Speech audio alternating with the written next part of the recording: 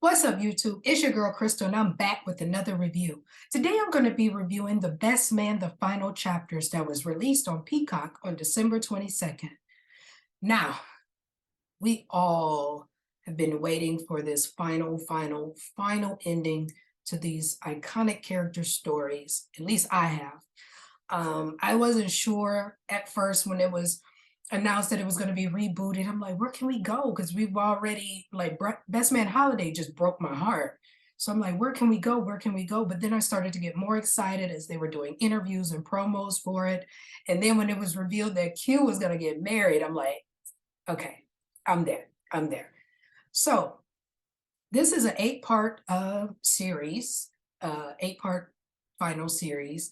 And I'm just going to list off the name of the episodes. I'm not going to go one by one, so this won't be a long review. And I'm going to try to avoid spoilers. But there are some things or some themes that I do want to discuss as grown people that I think we can all relate to that were addressed in this wonderful series. So episode 1 is called Paradise. That is based on everyone arriving at the island for Quentin's wedding, the wedding, or not, whatever happens, spoiler free. Then the 3rd episode is Brown Girl Dreaming. 4th episode, The Invisible Man.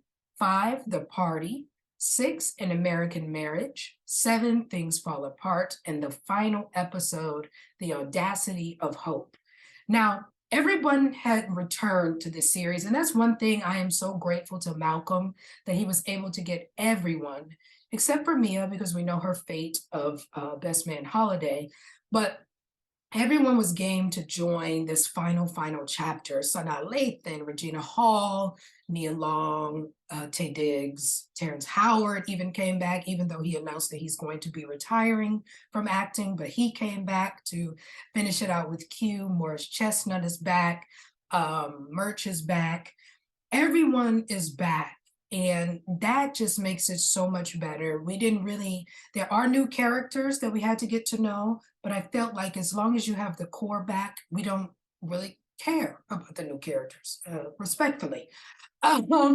And I also wanted to commend Malcolm on staying with the storylines, because one thing about that was mentioned in the first Best Man is that Q, Harper kind of judging him in the tuxedo fitting, like, oh, is your dad still grooming you for the hospitality business?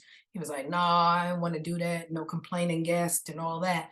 But in the final chapters, we see that Q has finally stepped up and he has taken over his dad's business, and they have hotels on this island where he's going to get married. So that's one thing about keeping your creator on board and everyone, all the characters still there. We don't have to pivot too much with people's jobs and things. Everyone pretty much stayed within their storylines, and it made sense to the audience. And then us people that grew up, watching them in the 1990s, like, we can harken back to, oh yeah, Quentin was supposed to do the hospitality, but at the time he was playing his guitar. He was just chilling and macking women.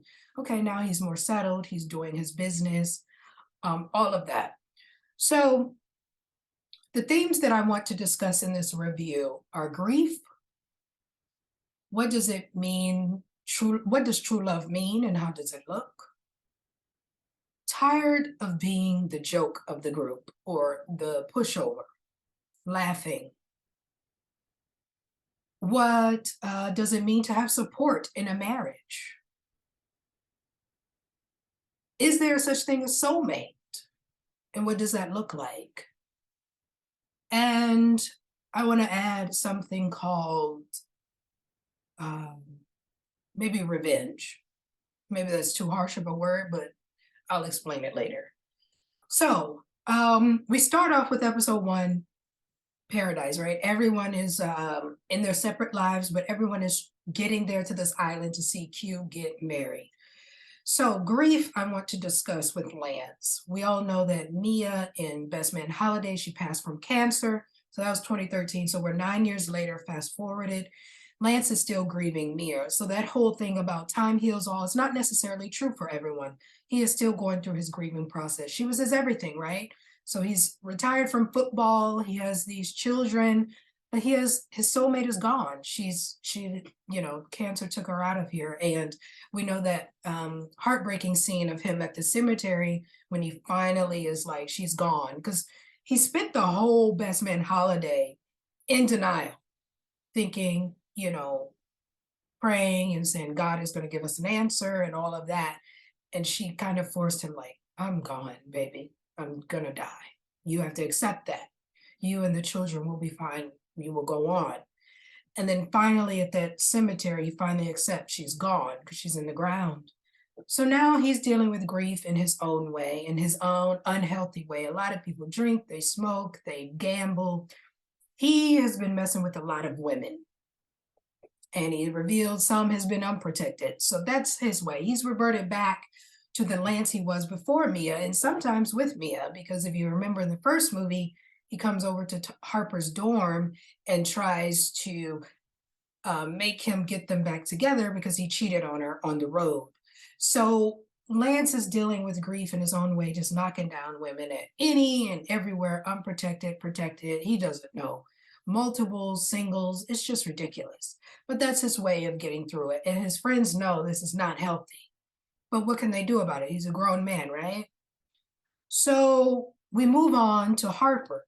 He has this book from hell that got him beat up in the first film, and that got him almost beat up in the second film because, he wanted to do another book on Lance. But Unfinished Business, this book from hell, this chatty patty book, Hollywood wants to make it into a feature film. And Harper is not necessarily going to have, all of the rights and the creative rights to it. He can able to give writer's notes, but he's not in charge of casting. He's not in charge of a lot of the things of how his people are going to be portrayed or embellished on.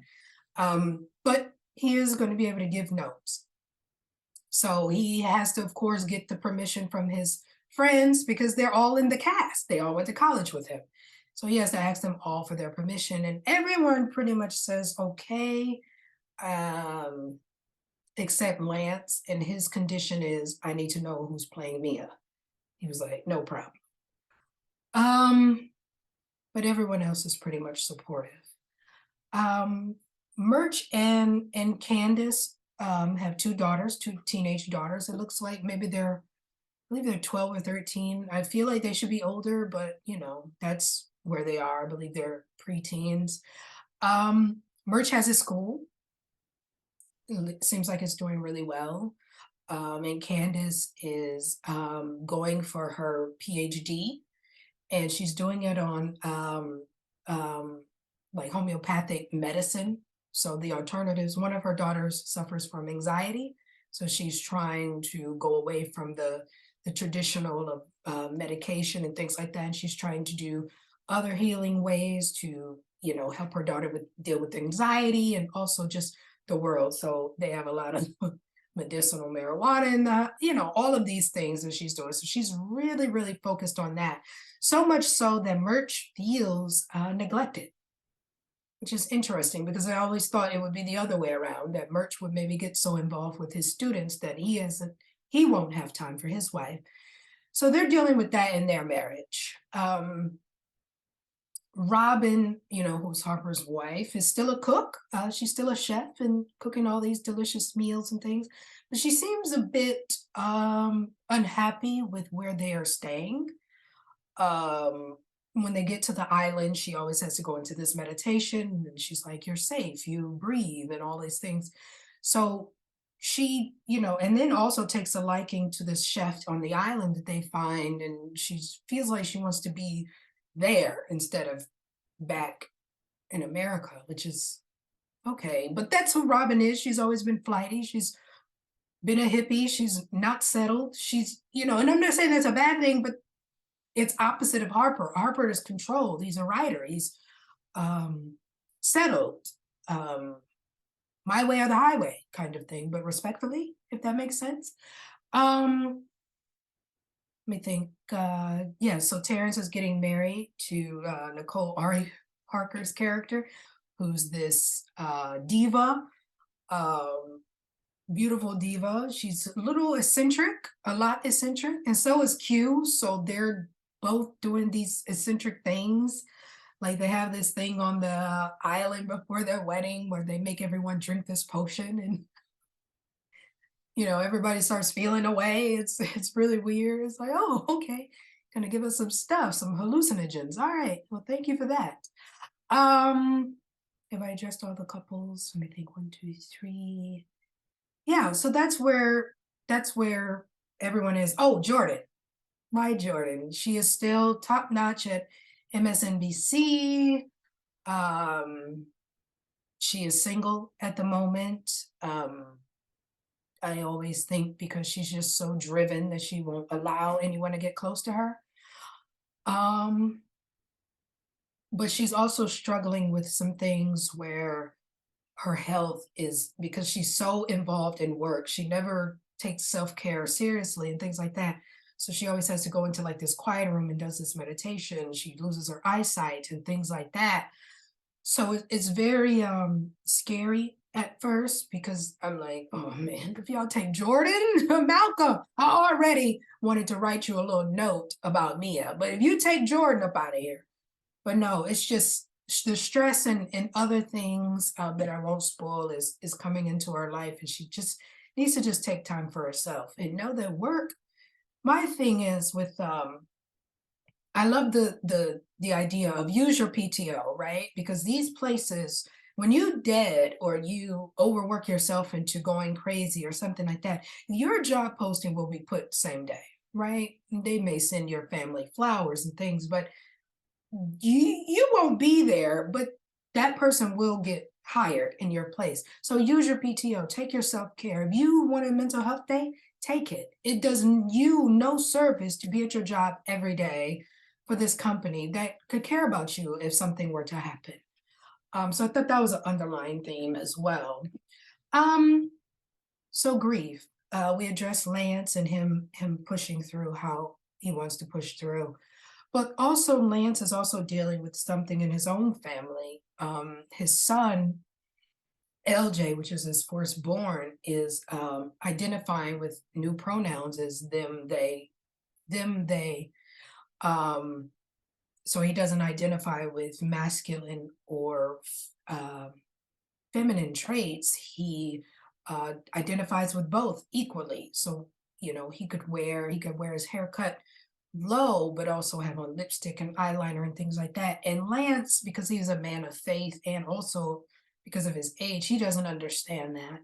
And one thing I did appreciate about Malcolm is that he did it in a respectful manner. No one ever used any derogatory language or anything like that, but he was a father wanting, not understanding this lifestyle.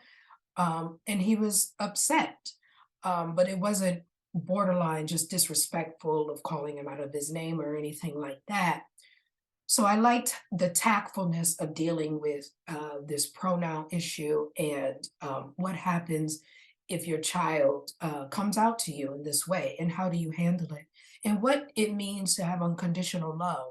LJ says this in a church scene that if God unconditionally loves me, why can't you? And I thought that was very profound. Like I felt like he was like, "Well, Dad, you don't have to agree with my lifestyle, but you do still have to love me because you gave, God blessed you with me. So just understand me." So I thought that was handled very well, and I thought it was honest that he did not make Lance just all of a sudden say, "Okay, I love you." It was a progress. It was a progression of through the episodes of okay, now I will, I'm going to respect your pronouns and I'm going to call you what you want. I don't completely still understand it, but I'm going to be here for you as your father. So I thought that was tactfully done. Um, so that's what I mean about what is true love. I think that's what true love is. It's unconditional, period. Um, Also, with Terrence, I keep calling him Terrence Howard, I'm sorry, Q, and Shelby's relationship, it blossoms into this thing. Um, he does start off as getting married to another woman, but that changes, and that's all I'll say about that. But uh, on the outside looking in, I feel like everyone else in the group always looked at Shelby and Q as the toxic ones of the group. And maybe so back in the day, right? In 1999 when The Best Man was released. But now we are 23 years later, and these people are different. They, I feel like, are the most stable, to be honest. I feel like they truly have love for each other. Terrence and Shelby will always be who they are. Um, and when they come together, what that looks like. Um, Shelby also had a side um, storyline of aging. And I thought that was important because I feel like a lot of times in films and TV shows, we don't deal with aging. That's why Golden Girls, I think, is still my favorite sitcom of all time because they never shied away from it. They even aged Sophia to appear older than what she was. I think in real life she may have been 60, but they aged her to be 80 in the show to just show, yeah, mature women of this certain age can still have lives, can still work, can still date, and do all these things.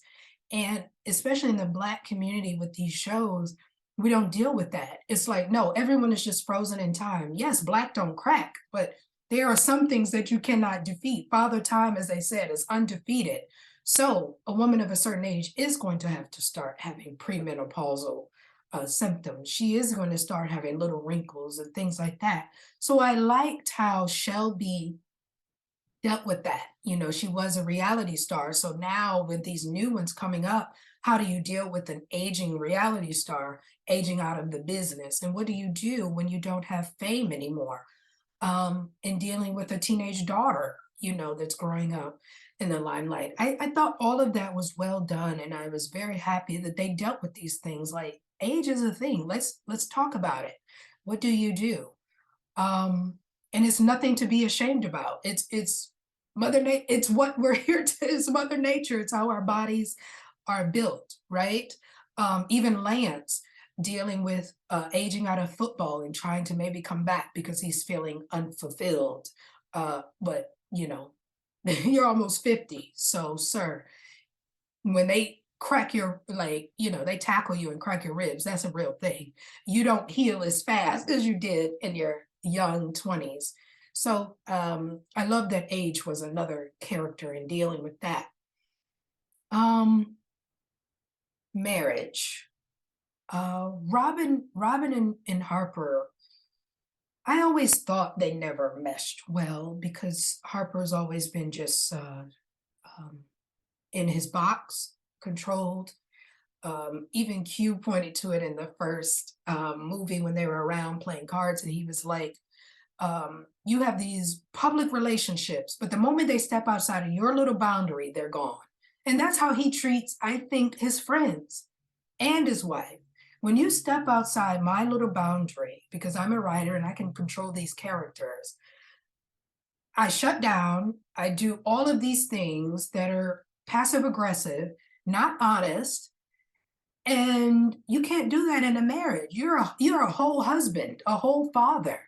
But your wife, I feel like, still doesn't know who you are. I feel like even as the series ended, I asked a friend of mine, like, I still don't think I know who Harper is. I don't know what I know he's committed to writing, but I don't know who he is. And maybe that's fine. Um, but I think Tay Diggs does a masterful job of playing that line of being um, what you call a good husband or good father, but also being a bit toxic in his own selfishness because it's about me. When he's in his writer's mode, he shuts down everything. He goes off for weeks on end and leaves his wife and child. And granted, she signed up for it. She knew this driven person that she's loved and married, but it's like, you don't leave your wife on New Year's Eve. Like that's a little rude. Because you have your own thing, like you're just in a partnership. I feel like sometimes Harper's just more married to his work, which is, I guess that's, some people are just like that, but I don't think they're good in marriage. Um, Harper also is still in love with Jordan, and we all know this. These are the facts. That makes me go on to what is a soulmate. I do think Harper and Jordan are soulmates. We saw the chemistry in the first film of the flashback, but they just could never cross that line out of control. They're both control freaks. As Murch said in the first film, the two control freaks can lose control and get their freak on. It's true because they both know they will hold each other accountable. Definitely Jordan, because she can read right through Harper. She would call him on his BS, on his controlling ways, on him just trying to keep everything in this little box. And the moment it step outside, then it's a problem, and I disappear and I shut down and I'm not transparent and then I lie. That's not how to behave in a relationship. And Jordan knows that. But then also Jordan doesn't leave work. She doesn't come home. Um, she doesn't know how to take care of herself. So how can you be with someone if you don't, it has to be more than a physical thing. So I think that was always still a barrier in their relationship. And I know someone on Twitter even said, like, Robin's always been insecure because of Jordan. And I think Jamel Hill responded and was like, rightfully so, because Harper wrote this whole book, Unfinished Business, based on him and Jordan's relationship, that Kendall, which is Jordan, is his true soulmate. That would make any woman insecure, but that's also something she signed up for. When she went to that wedding in the first film and she met her, she knew they're always going to be around each other. They've known each other since college. College are the lifelong relationships that you will have forever.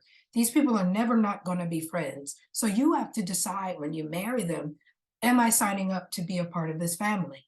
If the answer is yes, then okay, swallow the bullet and keep going. But if the answer is no, you have to make a break for it. Don't wait 15 years later with a kid and a family and say, yeah, this ain't for me no more. Sis, you knew that. You knew he was controlling when you met him.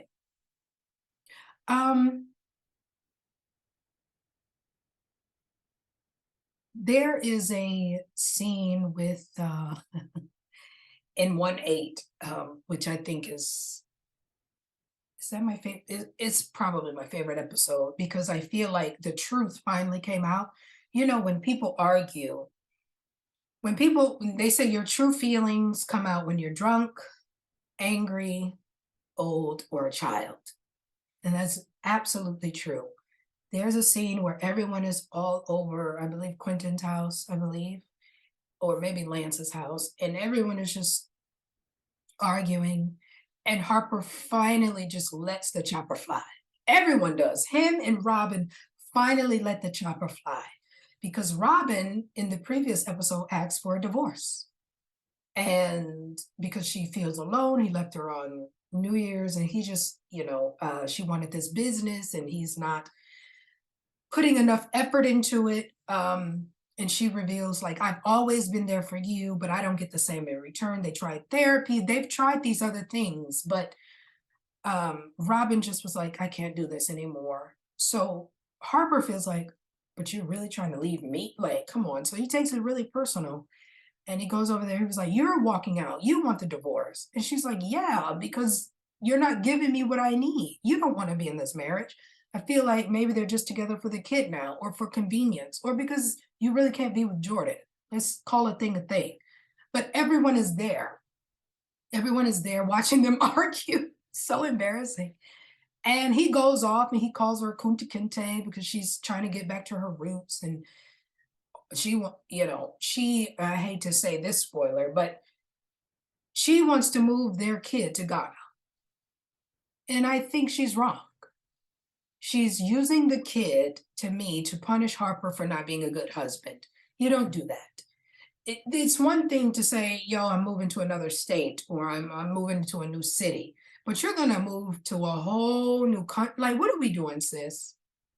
You're punishing him. He even says, like, you're punishing me. No, I just want to be around my people. Okay, now you're cool to Kinte. Okay. Like, come on, sis. That is wrong. That's where I never thought they were together, but this is when I stopped liking Robin because I was just like, you're punishing him. And your daughter I don't know, in the film, maybe she's 8 or 9 or something like that. But it's like they have a bond. He's a good father. It's not like he's abusive or it's like, yo, I gotta get far past him. He's Ike Turner or something like that. Like, no, sis. He's a good man. And he's a good man, Savannah. No, he's a good dad. I don't want to say a good husband because I don't think that. But he's a good father. And you're gonna move him across the country out of spite because you think he's, he still has something for Jordan, or he's not there for you.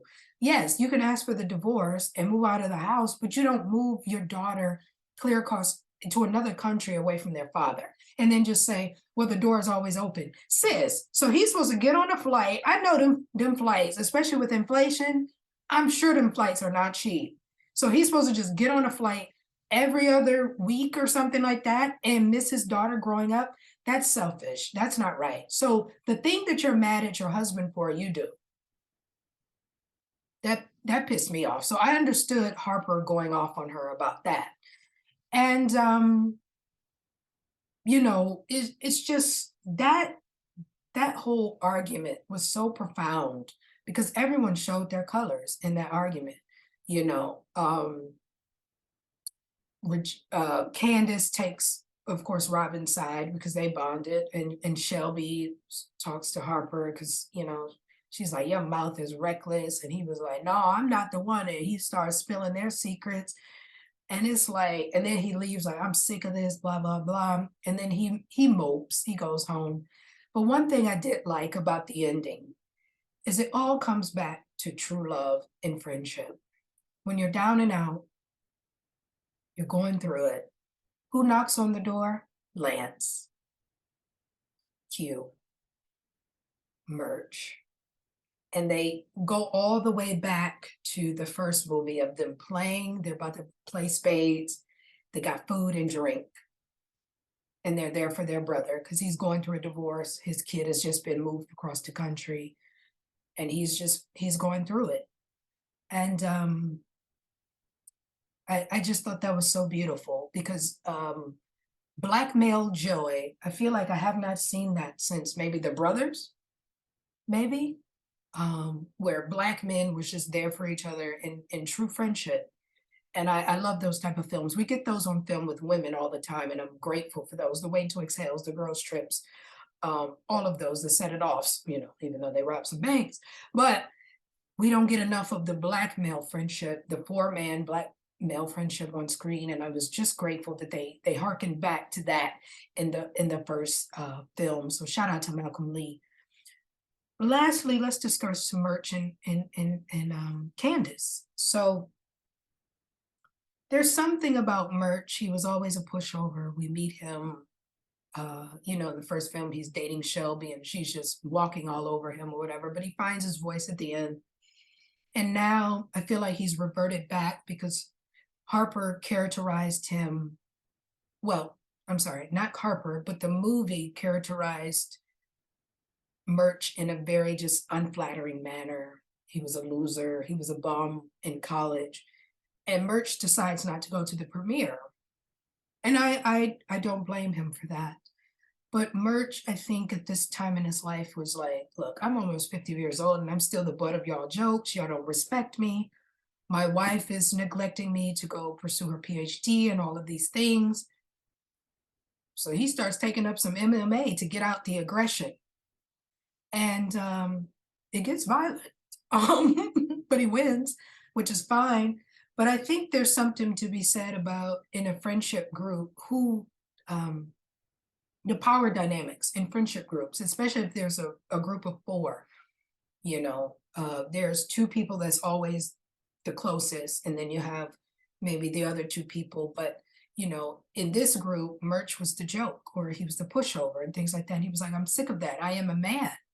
And you will respect me. And I think at the end, he finds his, after he tells Harper about how that movie hurt his feelings. I'm sorry, Quentin actually tells Harper that the movie hurt his feelings. And he honors that and was like, okay. But him showing up for Harper at the end, because he's grieving, I'm here for you. It's all good. Bravo. That is all I have to say. Bravo to showing Black love, Black friendship, Black complicated relationships, and kind of giving us all a lesson in what does it mean to have unconditional love for your family, for your friends, for your wife, and husbands and spouses. I learned a lot about that, and I also am just grateful to just see all of these iconic characters and actresses come back for this final chapters and have closure in their life. And Jordan, finally choosing herself and saying, I'm going to quit this high powered job and do something I really want to do and start taking care of myself. Um, and her really not choosing to be with Harper. I like that because it would have made it, I think, unrealistic. Uh, I love that she said, I will always be here for you. I will always love you. But right now, this ain't gonna work. You're grieving. You're going through your divorce, maybe in a couple years, but I liked it. I got my closure. And if this is the final, thank you, Malcolm Lee. Thank you, Dana North, and all of the actors and actresses in Best Man Final Chapters. Check it out. It's iconic. And it will make you go back to that very first film and see it in a whole new light. I promise you. Till next time, please like, subscribe, and share. Bye.